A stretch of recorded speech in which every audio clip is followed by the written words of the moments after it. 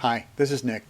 Some of you know me, many more of you do not, but I'm just a little fed up and I wanted to get a few things off my chest if I could. We all remember Howard Beale from the 1976 movie Network? Well, those of us who are old enough certainly remember it. He became the voice of millions who were fed up with things that were going on at that time. Here's a clip of his most famous rant, which became the chant of the people. I'm as mad as hell, and I'm not going to take this anymore! Well, that certainly applies to the way many people feel today. There is so much conflicting information out there that has most of us confused at the very best. I have two voices screaming for attention in my head at all times. How about you? One that's saying, this is a bunch of BS. I'm as mad as hell, and I'm not going to take this anymore!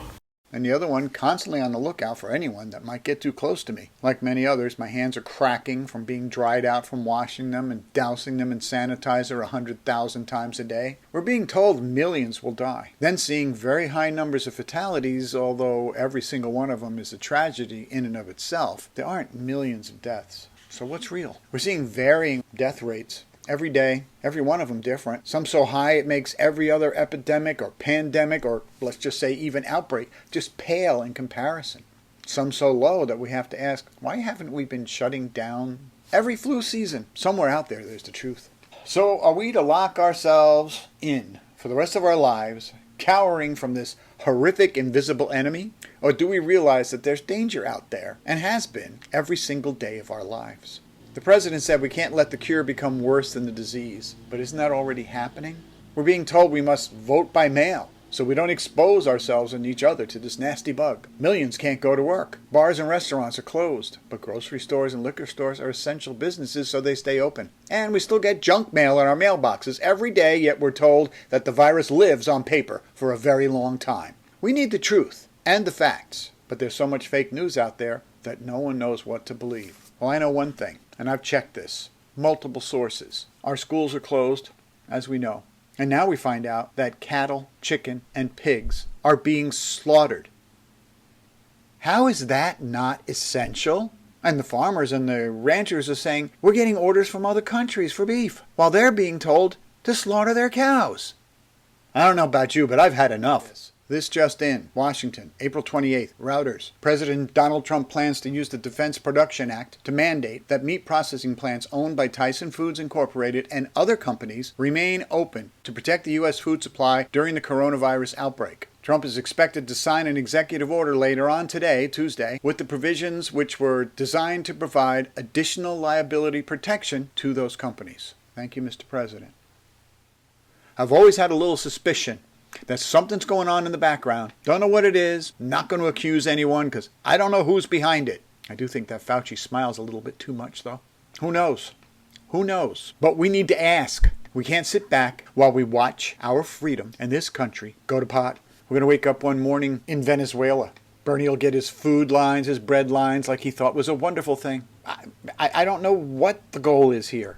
Who is to benefit from it? That's the question. You always ask, like follow the money when something's gone crazy. But what? Who could benefit from this? We figure that out, we'll know who's behind it. But for now, keep your eyes and ears open. Don't believe any BS. Check out everything you see, everything you hear. Don't believe a word of it until you verify it. Multiple valid sources, because they're filling our heads with garbage. I'm as mad as hell, and I'm not going to take this anymore! Someone wants to control us, and the best way to do that is to control our food, our ability to work. You're supposed to be able to have the freedoms in this country to pursue happiness, to go out and get a job, to live a life. This isn't a life. We're prisoners in our own homes.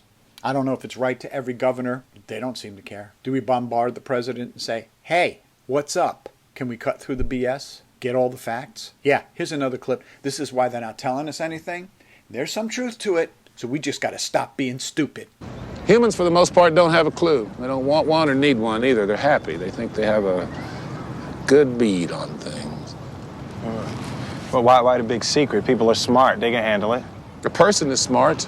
People are dumb, panicky, dangerous animals, and you know it. Yeah, so let's stop being dumb. Stop believing everything they tell us. Dig a little deeper into all the numbers and the reasons and the so-called facts. Investigate everything. Because there's something vicious and evil going on out there. This virus is scary. Loved ones are being lost. We need to know why. Hospitals, some not even caring for their patients right, sticking them in ventilators until they simply stop breathing.